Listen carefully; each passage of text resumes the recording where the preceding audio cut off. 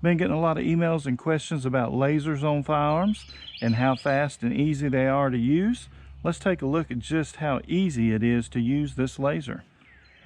We got our Sig P365 and it is clear. We've got our laser mounted on the front, activation button here. This is the Lima laser. This laser mounts in minutes, 2 screws, windage and elevation adjustment in the front. Very easy to install and use this laser. We've got lots of lasers on our website at optics86.com.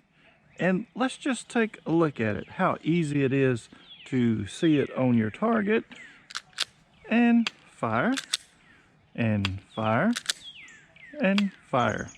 So we can come from the holster, the target and fire. From the holster again, target and fire. Holster again, target and fire. So you can see just how fast it is to acquire your sights. So basically, wherever the laser is where the round's going to land, right?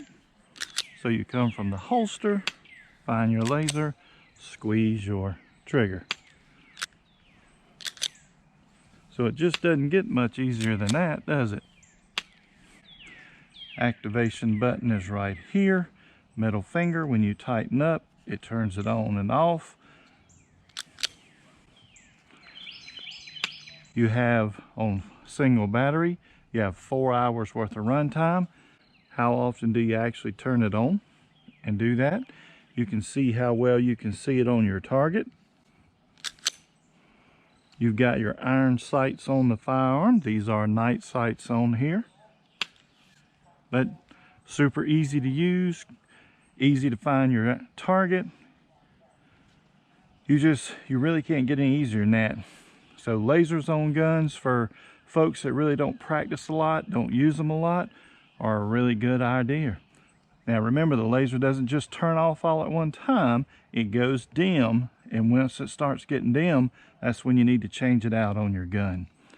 So lasers may be the way for a lot of folks to go that actually don't go to the range and practice a lot with their firearm.